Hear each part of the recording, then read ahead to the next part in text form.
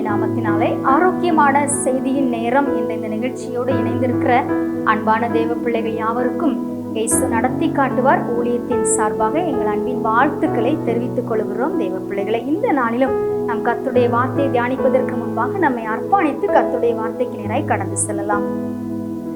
நன்றி சொல்கிறோம் பரிசுத்த ஆவியானவரே. ஒவ்வொரு நாளும் சங்கீதத்தின் மூலமாய் எங்களோடு நீங்க இடைப்படுகிற கிருபைக்காக நாங்கள் உமக்கு மனதார நன்றி சொல்கிறோம். இந்த நாளிலும் நீங்க எங்களோடு பேசுங்கப்பா, நாங்க கேட்கிறோம்.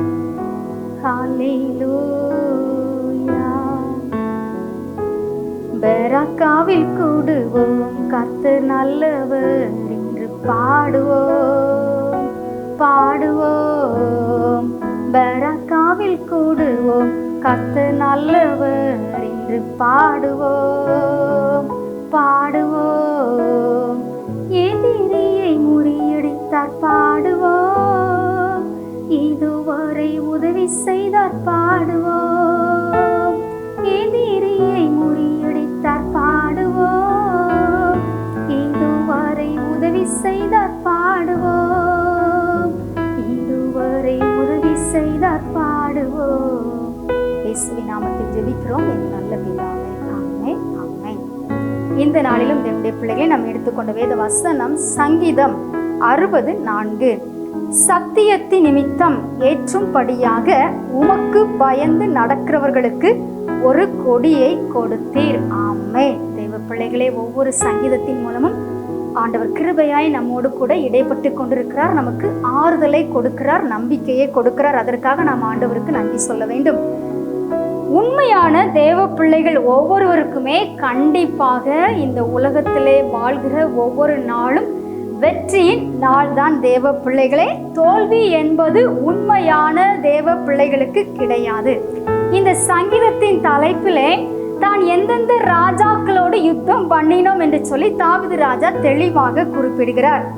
இந்த சம்பவமானது 2 சாமுவேல் 8ஆம் அதிகாரத்திலே இருக்கிறது. தேவ பிள்ளைகளே, 2 சாமுவேல் 7ஆம் அதிகாரம் 1ஆம் வசனத்திலே சொல்லப்பட்டிருக்கிறது, தாவீது ராஜாவை சுற்றிலும் இருந்த அவனுடைய எல்லா சத்துருக்களுக்கும் நீங்களாக்கி தேவன் இளைப்பாற பண்ணினார். ஹல்லேலூயா.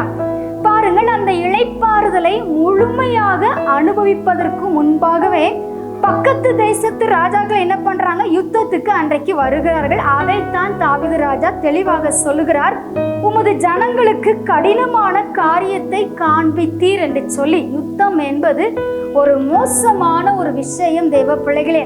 அது இரு தரப்பினரையுமே அதிக காரியத்தை என்ன செஞ்சிடும்? இழக்க பண்ணிவிடும். இது ஒரு கடினமான காரியம் என்று சொல்லி தாவீது ராஜா தெளிவாக சொல்லுகிறார்.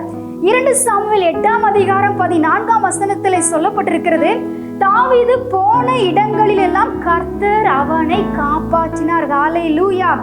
யுத்தத்திலே முதலில் தாவீது போன இடமெல்லாம் காப்பாற்றப்பட்டு தாவீதை வெற்றியை ருசிக்க வைத்தார் நம்முடைய தேவன்.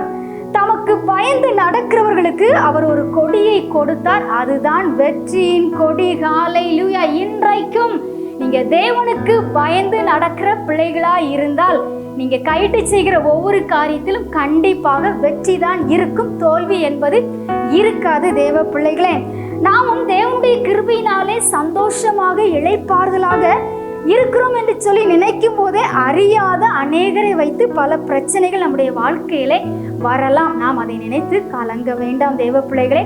அந்த இக்கட்டுக்கெல்லாம் கர்த்தர் நம்மை கண்டிப்பாக விலக்கி ரட்சித்து வெற்றியை தரப்போகிறார். இந்த நாளில் இருந்து உங்களுடைய ஒவ்வொரு காரியத்திலும் தேவன் வெற்றியை தந்து உங்களை கனப்படுத்த போகிறார்.